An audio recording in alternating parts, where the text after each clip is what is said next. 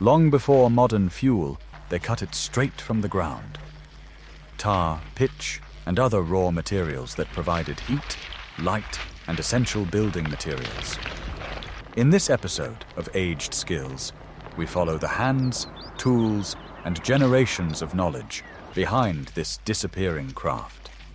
The most important tool was the peat spade. Freshly sharpened, it was always stored with the blade facing upward.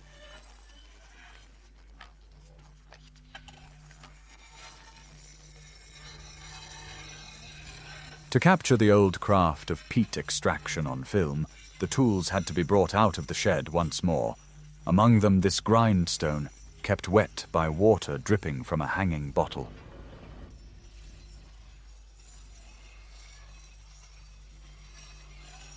Before the troop, the Walloon word for the peat-cutting crew, headed into the bog, the spades needed sharpening. This spade-like cutting tool, forged by the village blacksmith, has a blade 18 centimeters wide and 31 centimeters long.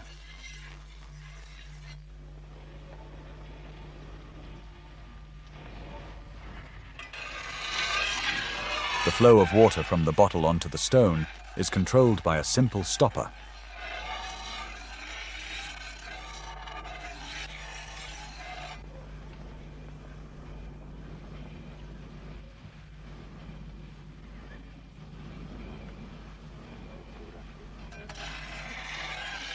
The crew set out for the bog at around 5 in the morning.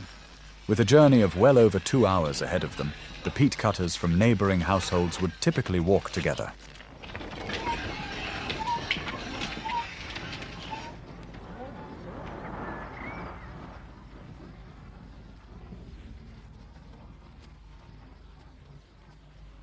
Since Sourbrodt lies in the Walloon-speaking part of Belgium, all the vocabulary surrounding peatwork developed in that dialect. The peat spade, seen here being honed with a hand whetstone, is known by its Walloon name as well.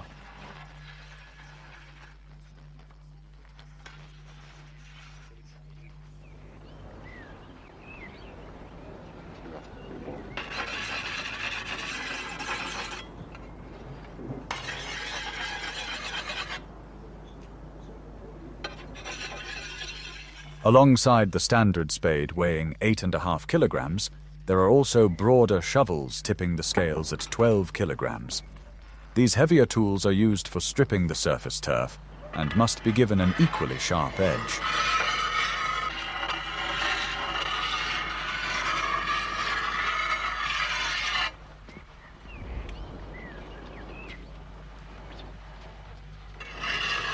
While the men see to their tools, the housewife packs provisions in the kitchen for the long working day.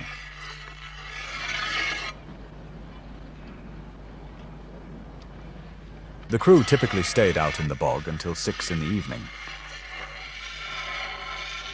The handle of the heavy, broad shovel is made from an ash sapling with a naturally angled fork. That offset makes it far easier to drive the 30-centimeter angled blade straight down with force. In Sourbrodt, it was said that a peat spade had to be as sharp as a razor. No wonder, then, that the men work the grindstone with such careful attention.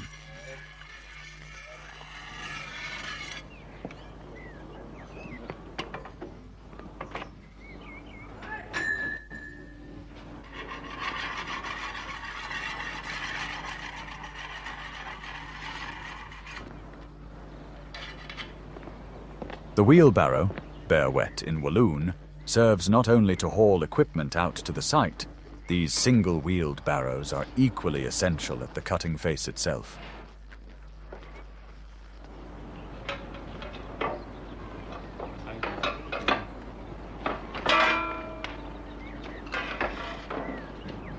Besides the tools and food-laden backpacks, cooking kettles and umbrellas are part of the standard kit.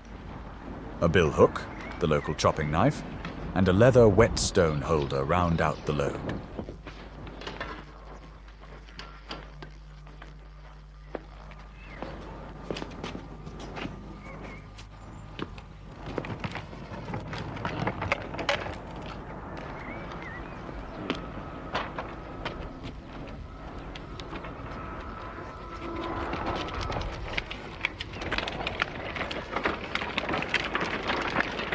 Along the way through the village, other peat cutters fall into step, including some of the younger men.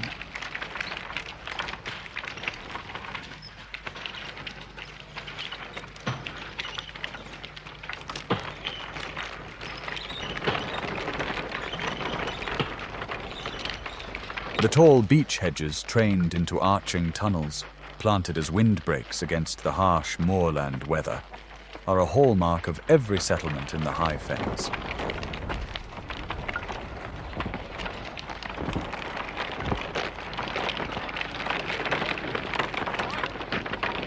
Although each family worked its own plot independently, the days spent out in the bog were regarded as one of the finest occasions for community life in the village.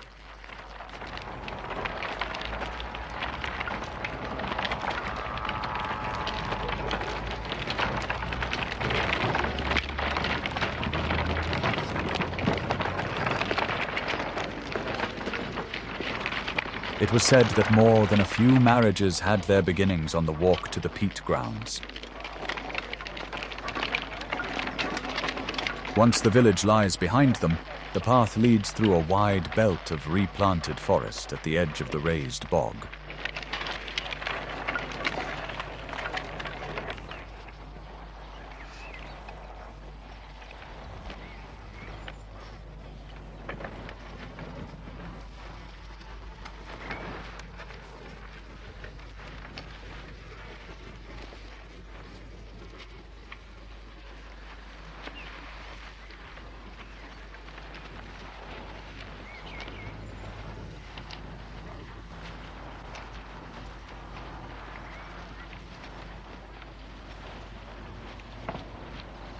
As the spruce forest falls back, the vast open moorland reveals itself, a landscape of distinctive vegetation shaped by low, rolling ridges and eastward sloping hollows. By the end of May and into early June, broad swaths of the bog turn green as cotton grass blooms across the moor.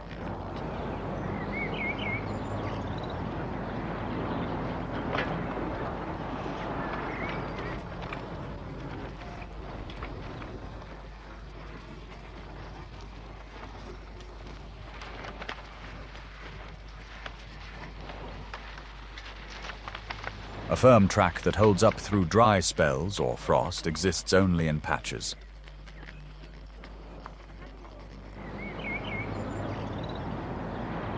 What looks from a distance like a smooth grass meadow is in fact a mosaic of thick tussocks standing 50 centimeters high, with waterlogged gaps between them that are nearly impossible to cross.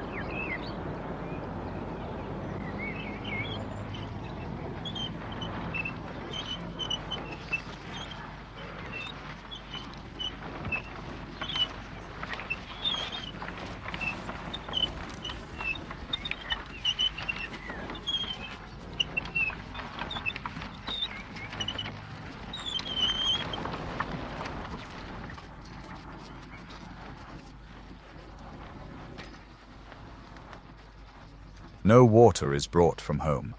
The cutters know where drinkable springs rise in the moor, usually forming small, clear pools. At one such spot, a brief halt is called so the coffee kettles can be filled.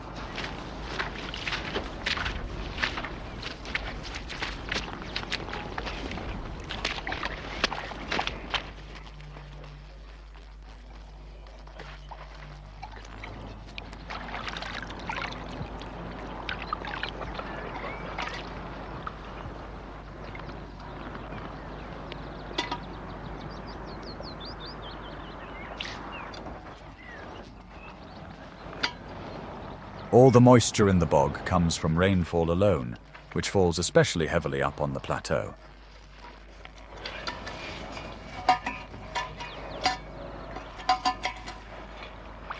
With only a handful of small outflows, among them the headwaters of the Ruhr and the hill stream running toward Hohen, the High Fens acts as an enormous natural reservoir for the surrounding lowlands. With peat averaging 7 to 10 meters in depth, even the fiercest summer heat dries only the very surface.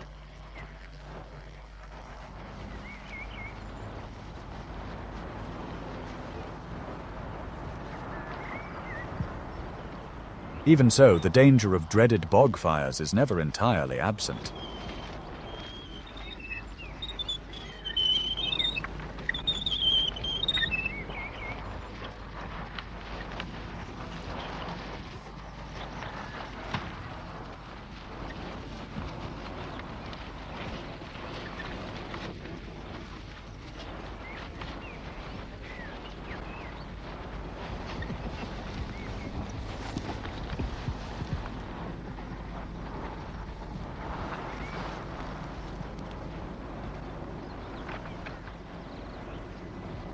The deep waterlogging of the peat is also the reason why cutting is only possible at one particular spot.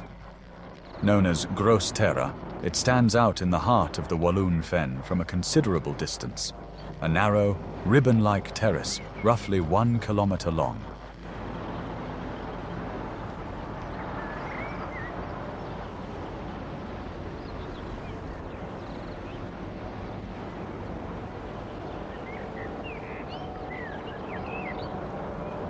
The height difference at the fully overgrown edge amounts to almost exactly 4 meters.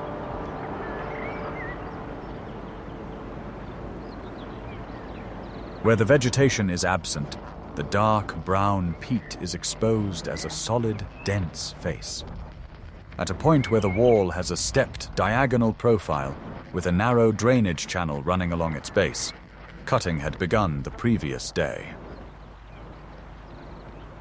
In the early morning, the small group returns to carry on where they left off.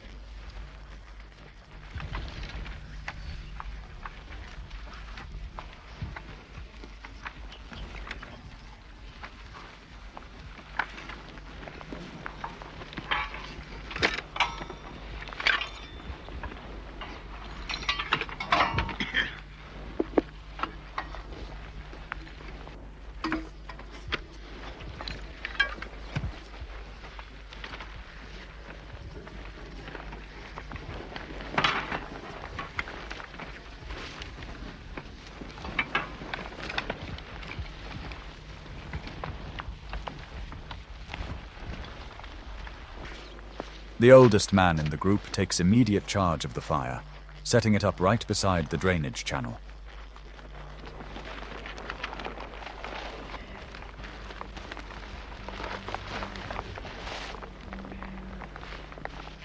Dry brushwood, paper for kindling, and ready-cut peat to keep the fire going are brought from home each day, along with the long pole from which the coffee kettle is hung to boil.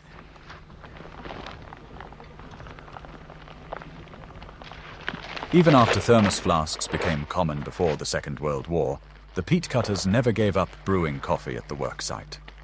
Since the fire is always kept small and carefully extinguished, doused with water and thoroughly stamped out before heading home, it has never once been the cause of a bog fire.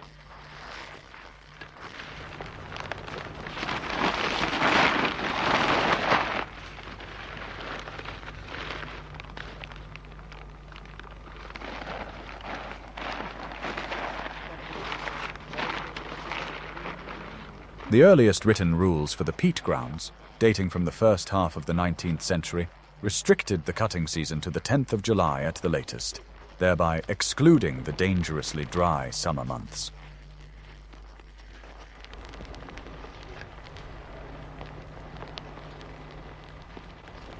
The last major bog fire, which smouldered underground for weeks and spread unstoppably through the peat, was finally brought under control in 1911 with the help of a large military detachment. The probable cause was a shard of glass acting as a magnifying lens.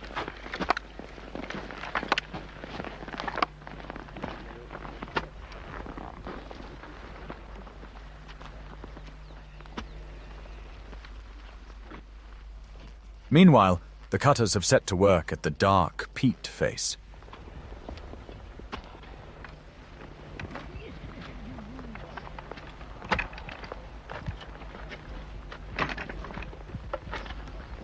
The trench is divided into 2 sections by a projecting nose of peat at the center, where the ladder stands.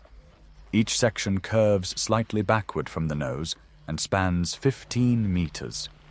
Assigned to one household, so two family groups are working side by side. An imaginary line running out from the nose divides the open ground in front into two equal plots as well.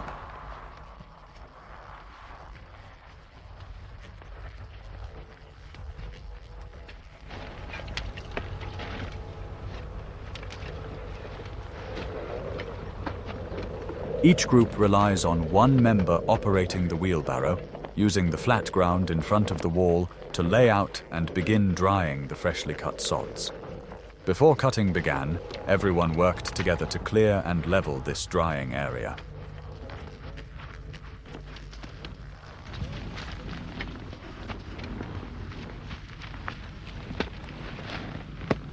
In one group, a young boy operates the barrow. In the other, it is the housewife who has taken on that role.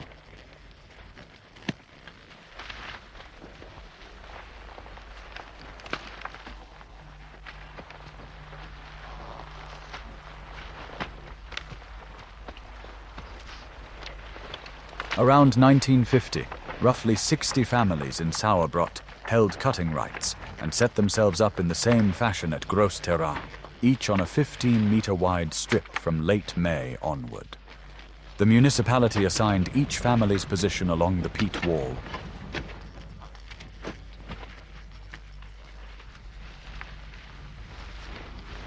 In the family groups, which in earlier times also included farmhands and domestic servants, the two strongest men always took the spades.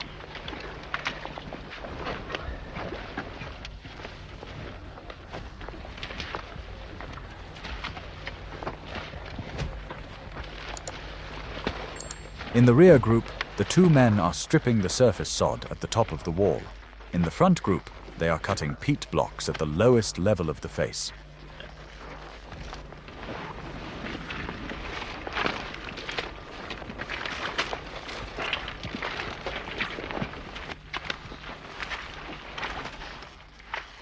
The peat runs in a horizontally layered bank, and the two men work inward from the outer edges toward the middle. Each bank is almost exactly 30 centimeters wide, one full blade length. 4 stacked sods, separated by horizontal cuts, form a single block that is then freed with one vertical slice and lifted clear.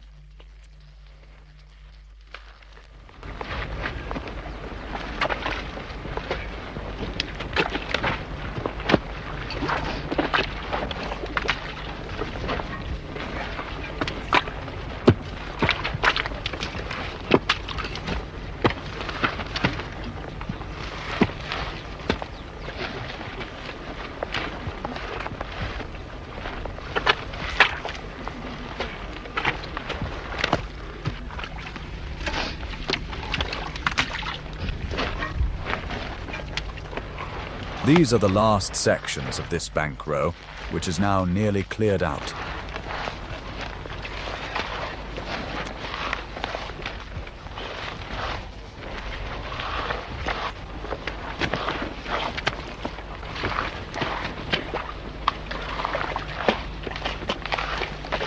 One man has begun scoring the next row back from the wall with a series of vertical cuts, which simultaneously sets the future block thickness at 30 centimeters, exactly one full blade depth.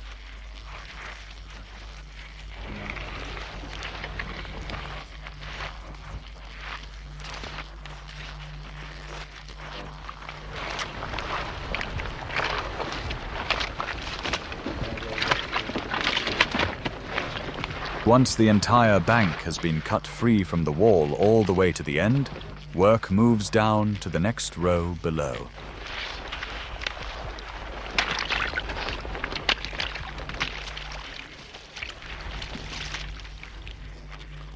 In this way, the cutters work their way gradually down to the level of the drainage channel at the base.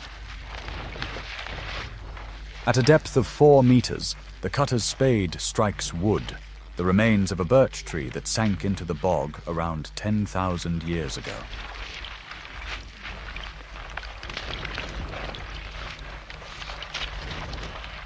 Such buried timber turns up frequently here. Once dried, it burns just as well as any other fuel.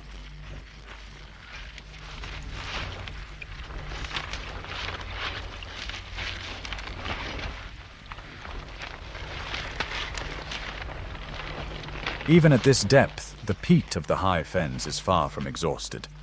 But natural conditions, chiefly the water table, make it impossible to go any deeper.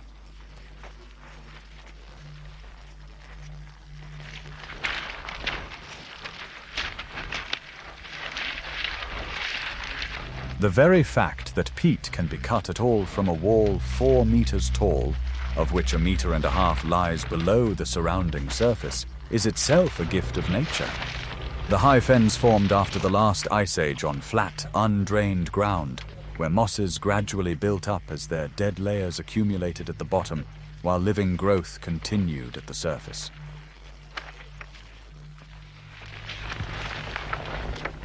Over thousands of years, those accumulating layers rose to the height seen today at Gross Terra. Here in the upper part of the terrace, the peat deposits lie above the general water level of the bog.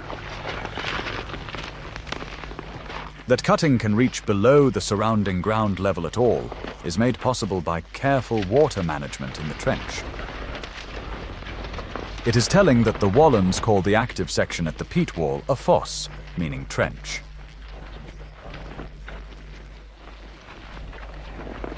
The narrow shelf in the top of the trench, where freshly cut blocks are set down for the barrow operators, is known as the black spot. Built up constantly with spoil and waste peat, it rises to about waist height.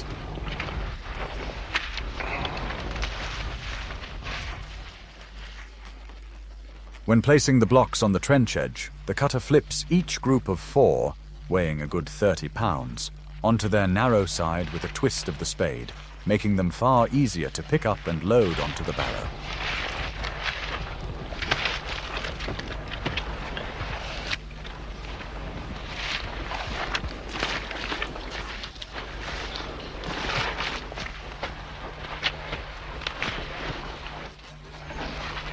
With the steady, practiced precision of an experienced hand, every brick-sized block comes out identical to the last.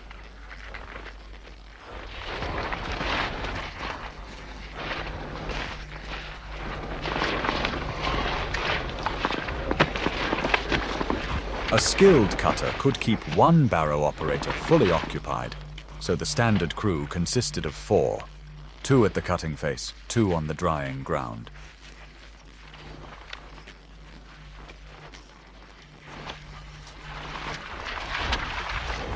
If a family had enough hands available, a 5th person was put to work on general duties away from the wall.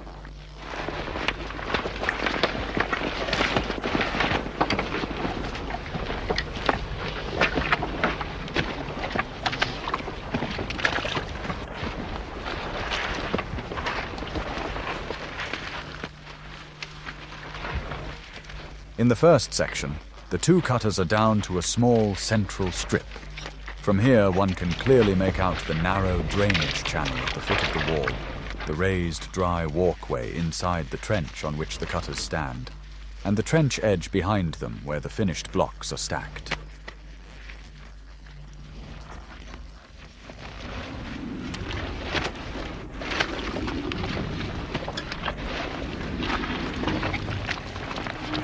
For the drainage to keep functioning, relying as it does on the gentle slope at Gross Terra, the channel must be kept clear at all times.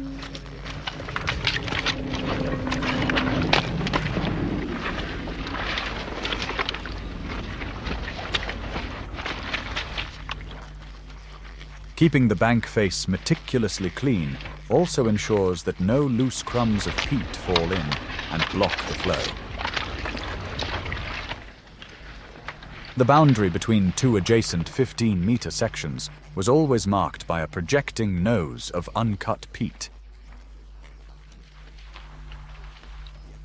It arose naturally from the curved layout of the cutting line and served to separate the family groups, both in their rights and in practice. The open ground shared by the 2 groups stretches 2 times 15 meters wide and a good 40 meters long. At this moment, around 6,000 peat sods are spread out here to dry. In earlier times, a single Sourbrodt household needed between 15 and 20,000 pieces to see the winter through.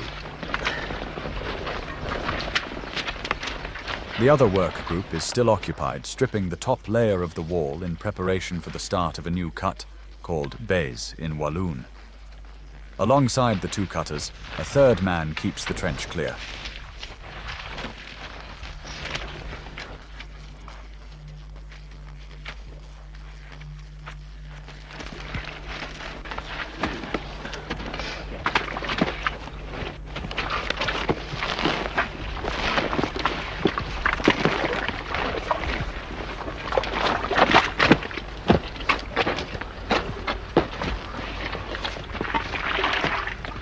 On the undisturbed surface at the top edge of the wall, a cutter carves out large sods 60 by 60 centimeters square using the heavy broad shovel.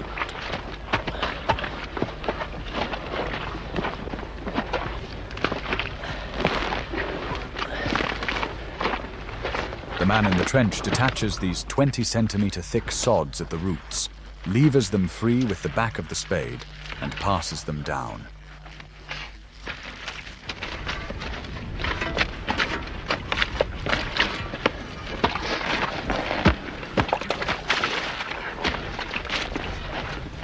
At the base of the trench, these tough grass sods are laid end to end to form the dry working platform underfoot.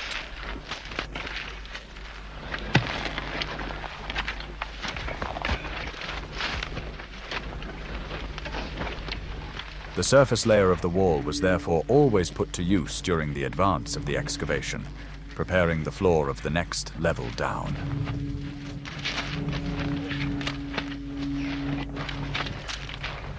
When stripping the looser material overlying the solid peat, more debris falls into the drainage channel, so the channel must be watched closely throughout this phase.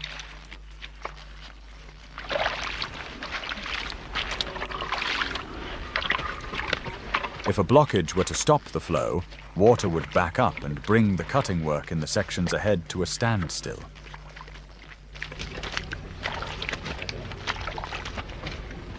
The same disruption was guaranteed whenever, in former times, a family stopped working their section, leaving a gap in the continuous wall.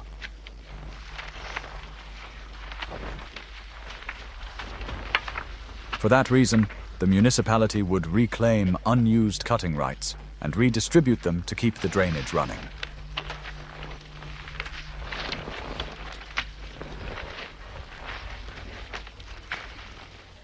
The second, heavily rooted and loosely structured layer was not considered usable fuel by the Sourbrodt cutters. In this uppermost part of the wall, the plant matter has not yet broken down into uniform peat.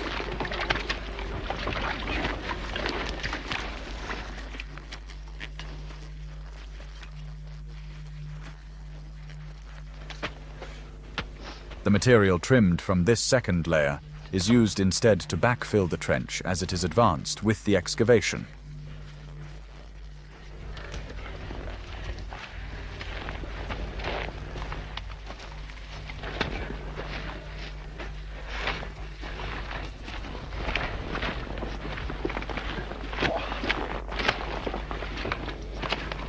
In Konzen, on the German side of the High Fens, this only partly decomposed peat was formerly mixed with water, kneaded by treading, and pressed into wooden molds to form blocks the size of standard peat sods. There, the deposits were too thin to yield good fuel any other way, so they made do with the inferior material.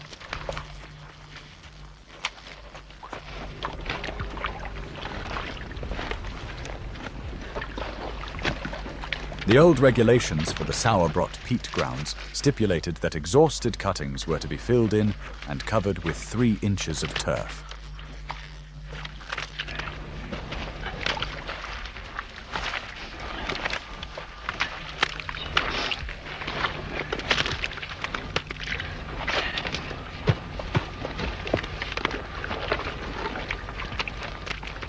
The name Black Spot for the trench ledge reflects the dark second layer peat, deemed unfit for extraction, that is heaped up there. When a fresh bank row is opened at the wall, falling chunks can severely obstruct the drainage channel.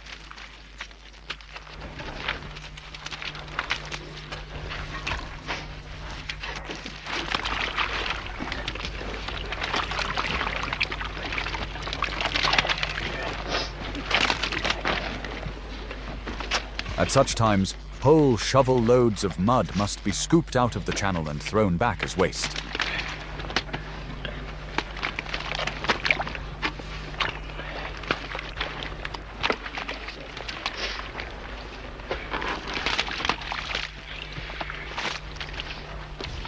By stripping away and discarding the two uppermost unusable layers, the material later used to backfill the advancing trench, roughly 80 centimeters of the 4-meter peat deposit is lost. That leaves approximately 3 meters available for productive cutting. From one full bank width, this yields 640 blocks, or 2,560 individual sods down to the base.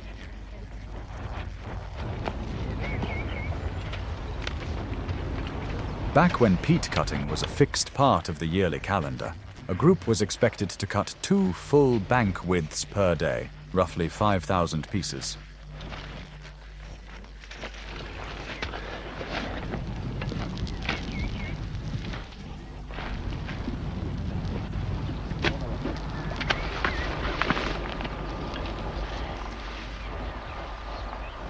Unlike cutters from more distant villages who sometimes camped overnight, those from Sourbrodt made the journey home each evening. Out in the bog, they took 2 meal breaks, one at around 10 in the morning and a second at 2 in the afternoon, and those were the only pauses in the working day.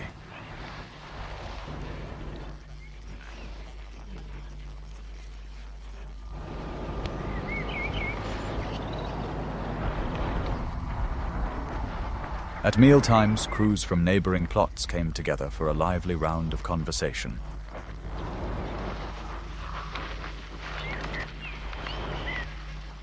Instead of everyday black bread, white bread was brought to the bog, eaten with fresh butter and rhubarb preserve, or with hard-boiled eggs and hot coffee.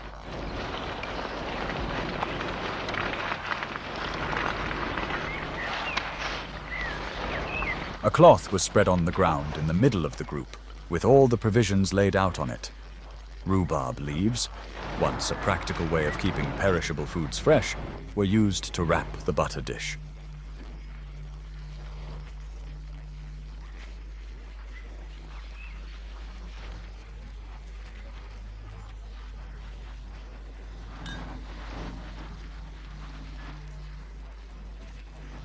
Waffles, ordinarily baked only for feast days, made a regular appearance out in the bog, and set these meals apart from the everyday. Whatever was finest in the kitchen was always set aside for the peat cutters. That held true for the warm evening meal waiting at home at the end of the long day as well.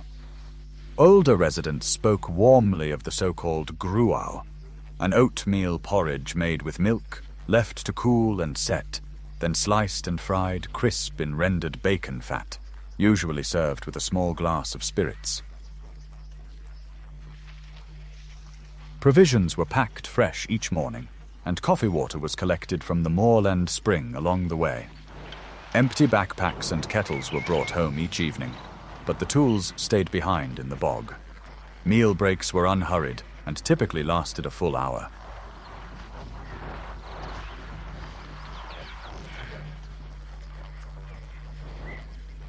The peat spades could not be left exposed during breaks, since any rust would ruin the smooth, clean cut. They were stored by plunging the blades deep into the soft peat alongside the drainage channel. Freshly cut peat sods, laid edge to edge on the drying ground, can contain as much as 75% water. In that state, they cannot tolerate the slightest frost. The blocks would burst apart when freezing and crumble when they thaw, so a single night of frost could destroy the entire season's supply.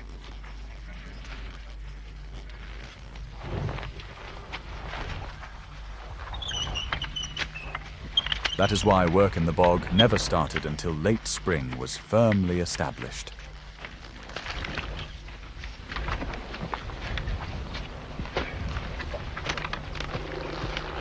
Each barrow run carries away 6 blocks, 24 sods stacked in 3 layers, with the topmost layer loaded only over the wheel.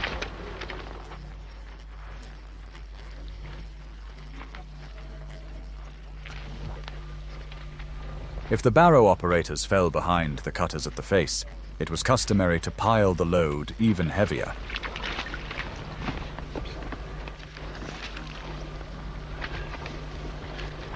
When setting up the drying rows, each sod is stood on end and tapped lightly into the ground to hold it firm against the stiff bog wind.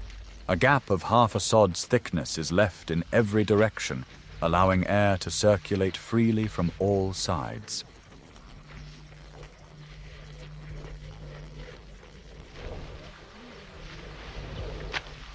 Making the best use of the painstakingly leveled but relatively narrow drying field was always a calculation. At least 30,000 pieces had to fit on the available ground for both families combined.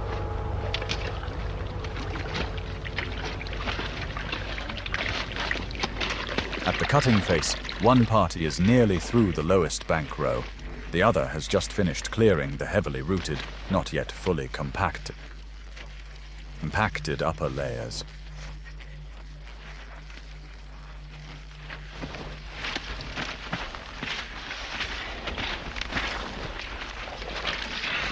Once the deepest row reaches the drainage channel, work must begin again at the very top of the wall. The ladder, positioned at the boundary mark between the 2 sections, is shared by both families.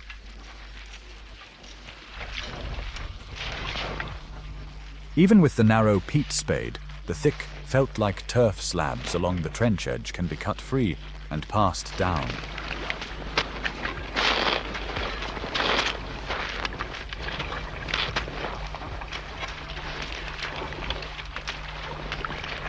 These remarkably tough turfs had another use in earlier times. When the moorland farmhouses were still thatched with straw, slabs of this same bog turf were used to cap and seal the roof ridge.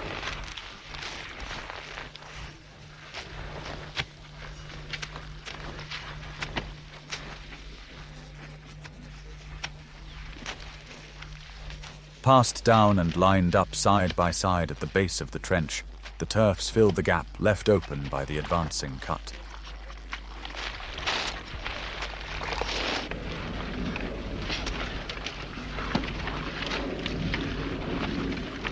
In the adjacent section, with the preparatory work now complete, the 2 cutters have at last reached the good extractable peat. One man is already dividing, lifting, and setting 4 block units onto the black spot for the barrow operators in the first row, while his partner scores the cutting line for the next row along the wall.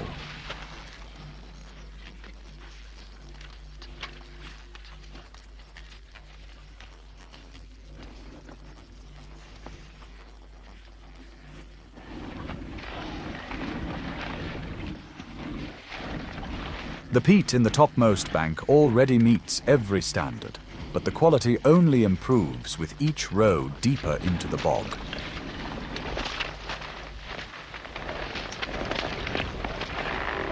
Under regulations dating from 1844 that remained in force until the very end, every established Sourbrodt family was entitled to 12 days of cutting each season. The first 5 days were free of charge and reserved for personal use.